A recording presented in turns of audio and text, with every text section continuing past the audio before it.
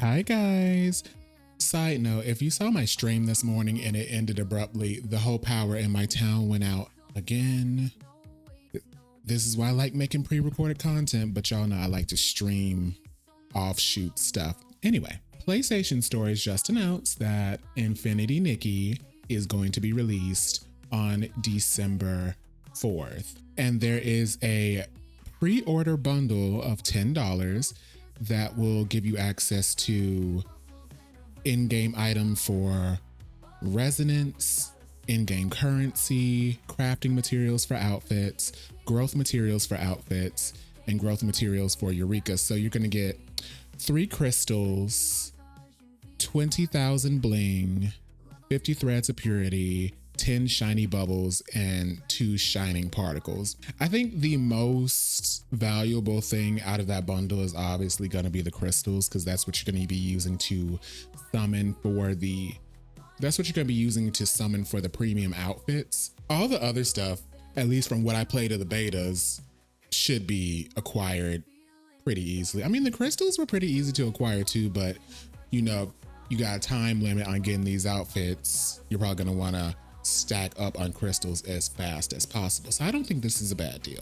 I checked the Epic Game Store. It still says coming soon, although they just might not have updated their website yet or whatever. And still no news about a PS4 release. I'm going to be honest, I don't know if a PS4 release is coming, at least not soon, like with everything else. Now, with that being said, the Apple Store for iOS said that the game is expected on December 31st, 2024.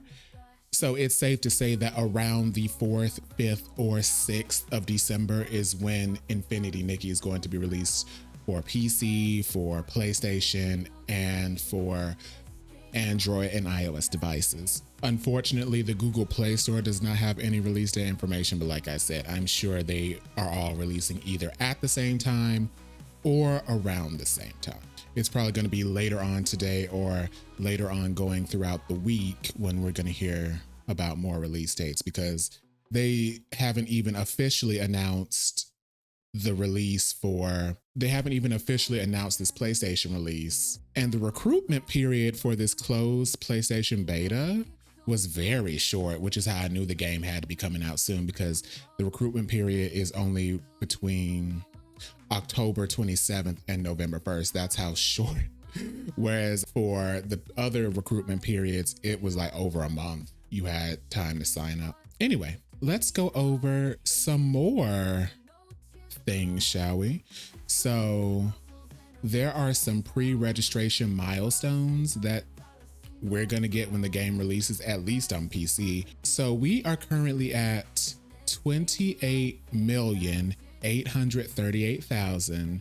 Oh, the number just went up as I'm looking at it. 692 pre-registers. And if we can get it to 30 million pre-registers, we get 10 Resonite crystals, which is going to help us have just one whole free 10 summon for, you know, a certain outfit. So let's see if we can get there. We already unlocked blings, purity threads, Resonite crystals, 4-star outfit. Oh, 4-star outfit. We getting a whole 4-star outfit for free. And 7 Resonite crystals.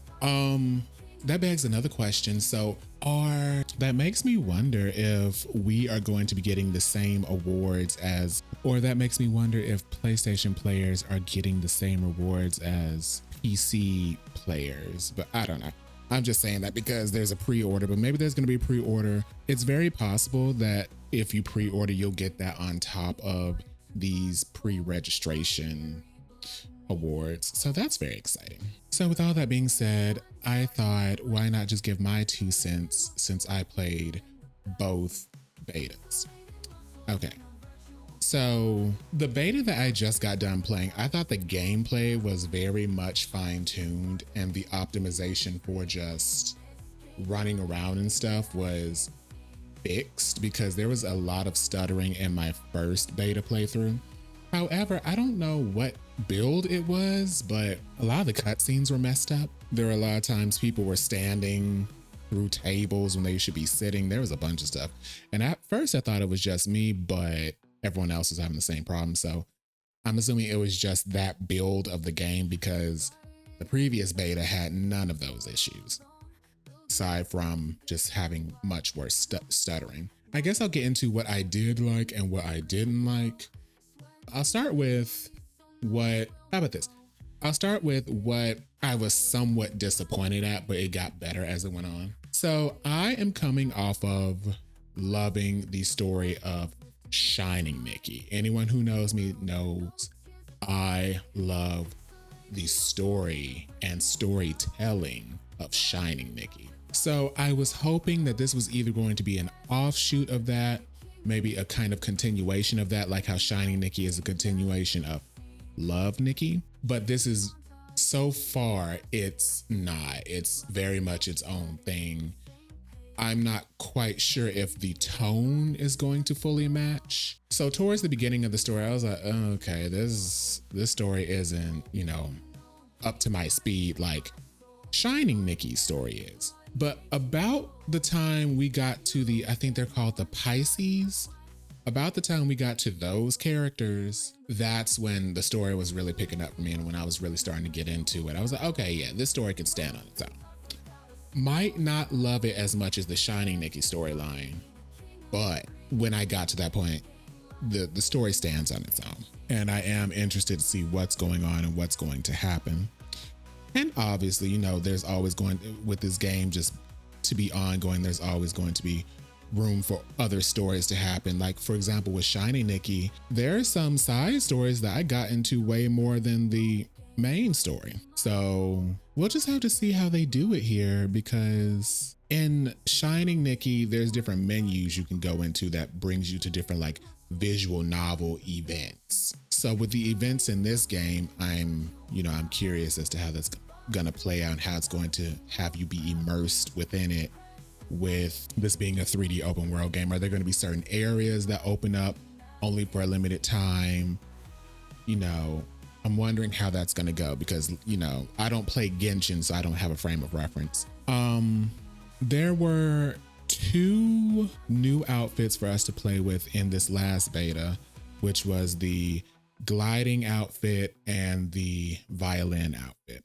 I really enjoyed the gliding outfit. It really helped with traveling, because even though you had a limited time to glide, it didn't just drop you down after so many seconds like the Bubble Lady outfit does. So the gliding outfit was really fun. The violinist outfit, I like the idea of it, and it isn't presented in a way where if you're not good at the mini game that comes up, that you won't be able to pass anything. But I was kind of like, if I don't have to use this, I thought it was cute for certain missions, but I don't know.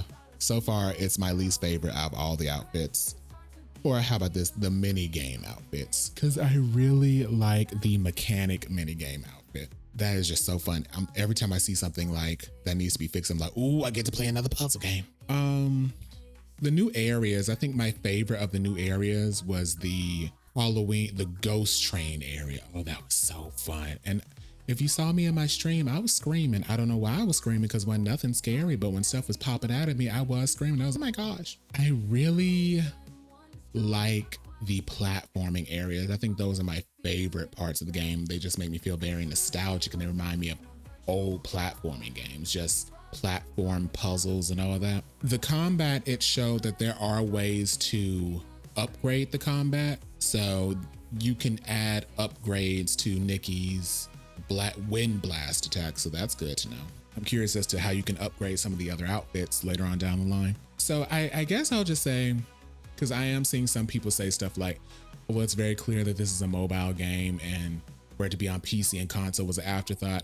I think absolutely not. I think playing this, they clearly had multiple platforms in mind. It just so happens that mobile is getting to the point where it's really starting to be able to compete with consoles and PC, like monetarily. We just gotta be honest. No, this feels like a full game. Some people are trying to say this doesn't look like a full game.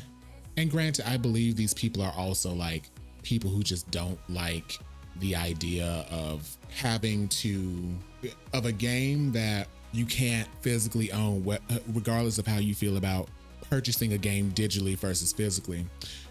You cannot physically own this game because I guess once the servers are shut down, it's gone. So they don't like that idea, along with being able to progress quicker, you would have to pay something. And I can understand that. I just don't understand why people are acting like that's the game's, like that's not criticism towards the gameplay. You know what I'm saying? That's criticism towards, you know, how the game functions on a, I don't know how to say it, functions on a monetary scale, I guess.